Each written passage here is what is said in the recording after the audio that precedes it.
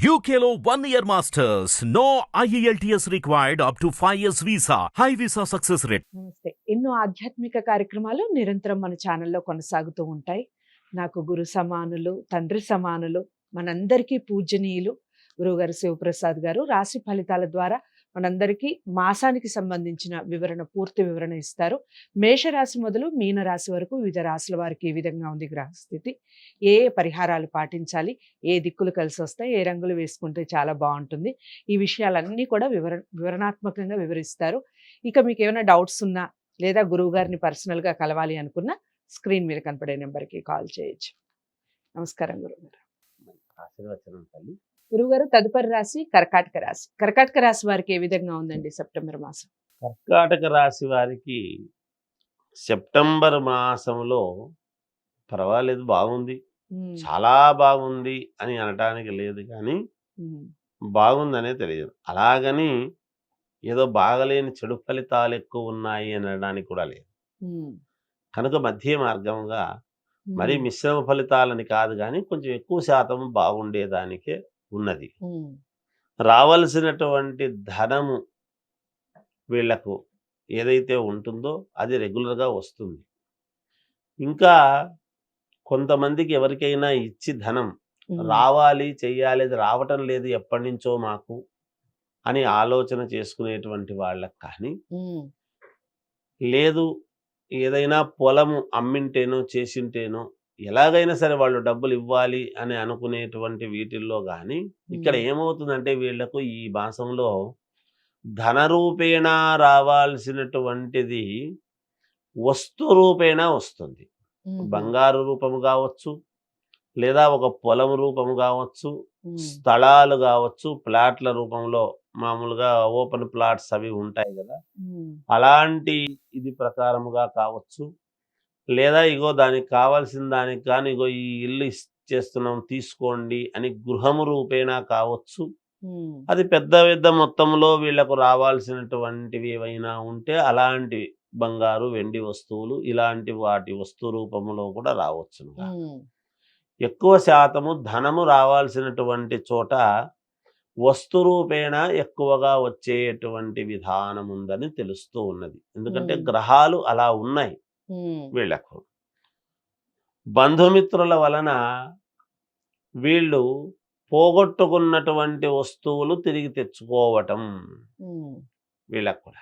అంటే వాళ్ళ వల్ల ఇగో నువ్వు ఆ రోజు అది పోగొట్టుకున్నావు కదా, ఇగో మాకు తెలిసిన వాడే, ఇగో వాడు ఏమనుకోవద్దు అని చెప్పి తెచ్చిచ్చినాడు అది చెప్పి తెచ్చి ఇవ్వడము కానీ, లేదా ఇట్లా ఇబ్బంది పడుతున్నాడు మీకు ఇచ్చి కాబట్టి ఇవ్వవలసిందే అని వీళ్ళు గట్టిగా కూర్చొని వసూలు చేయటం లాంటివి కానీ, ఇలాంటివి జరిగి బంధుమిత్రుల వలన పోగొట్టుకున్నటువంటి వస్తువులు డబ్బు తెచ్చి ఇవ్వడం అనేది వీళ్లకు జరుగుతుంది.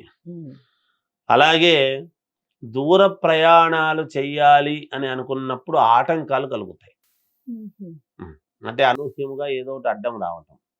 ఒక ప్రయాణం చెయ్యాలి అని అనుకున్నప్పుడు ఏదో ఒక ఆటంకం జరిగింది అంటే మీరు బలవంతంగా బయలుదేరి వెళ్ళొద్దండి, పనులు కావు, వదిలేయటం మంచిది.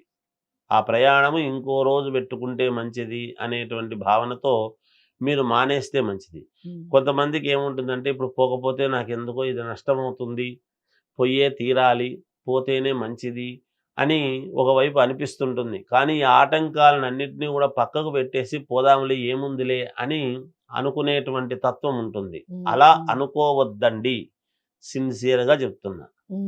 అలా అనుకొని వెళితే 1కి 2 జరిగి ఇబ్బంది పడేటువంటి అవకాశము ఉంటుంది గాక మీ మనస్సుకు విరుద్ధముగా జరుగుతుంది. అందుకని అలా వెళ్లకుండా ఆగిపోయి ఇంకొక రోజు వెళ్ళటమే మీకు శ్రేయోదాయకమైనటువంటి విషయం అని తెలియజేస్తూ ఉన్నాను. అంతేకాకుండా మామూలుగా ప్రశాంతత అనేటువంటిదైతే కలుగుతుంది, మానసికమైనటువంటి ప్రశాంతత ఉంటుంది. వీళ్ళు కొంచెము ఎక్కువగా దైవారాధన అనేటువంటిది పాటించాలి ఈ మాసం అంతా కూడా. వీళ్ళు పాటించాల్సినటువంటిది ఏమిటంటే ఎక్కువ శాతము దైవాన్ని స్మరణ చేసుకోవటము కానీ, లేదా రోజూ గుడికి వెళ్ళటము కానీ ఈ మాసం అంతా కూడా. మేము ఎలాగో వెళుతున్నాం గురువు గారు, రోజు వెళుతున్నాం గుడికి అని అనుకోవచ్చు. కానీ ఈసారి మీరు ఏం చేయాలంటే రోజు పోతూ ఉండినా భిన్నముగా ప్రదక్షిణల విషయములో కొంచెం ఎక్కువగా తిరగటము కానీ లేదా గుడికి వెళ్ళిన తర్వాత దర్శనం చేసుకుని వెంటనే వస్తున్నాము అని కాకుండా ఒక 10-15 నిమిషాల పాటు కనీసం అంటే అక్కడ కూర్చొని దైవారాధన స్మరణ చేసుకోవటం కానీ లేదా అక్కడ మీరు ఏదైనా అర్చన లాంటిది విశేషముగా చేయించుకోవడం లాంటివి కానీ ఇలా ఏదైనా ప్రత్యేకమైనటువంటి విధానముగా ఎప్పుడైతే దైవాన్ని ఆరాధిస్తారో అప్పుడు మీకు ప్రత్యేకంగా మేలు జరిగే అవకాశం ఉంటుంది. ఇది పాటించాల్సినటువంటిది ఈ రాశి వాళ్ళు అని తెలియజేస్తారు. దైవారాధనని ప్రత్యేకంగా చెప్పారు కాబట్టి ముందుగా విషయం చెప్పండి. ఏ దైవాన్ని ఎక్కువగా ఆరాధించాలి, అలాగే రంగులు దిక్కుల విషయం చెప్పండి. వీళ్ళు ఈ రాశి వాళ్ళు కర్కాటక రాశి వాళ్ళు ఆరాధించినటువంటి దైవము ఎవరిని ఆరాధిస్తే మేలు జరుగుతుంది అంటే పరమేశ్వరుణ్ణి ఆరాధిస్తే మేలు జరుగుతుంది గాక మీరు ఆరాధించాల్సి. అంతేకాకుండా దిక్కుల విషయానికి వచ్చేటప్పటికి 4 దిక్కులు వీళ్ళకు పనిచేస్తాయి, ఎటువంటి ఇబ్బంది లేదు. ఇక వస్త్రధారణ అనేటువంటి విషయానికి వచ్చేటప్పటికి తెలుపు కానీ ఎరుపు మెరూన్ కానీ ఈ రెండిట్లో వీళ్ళకు చాలా వరకు మేలు చేస్తుంది కాక.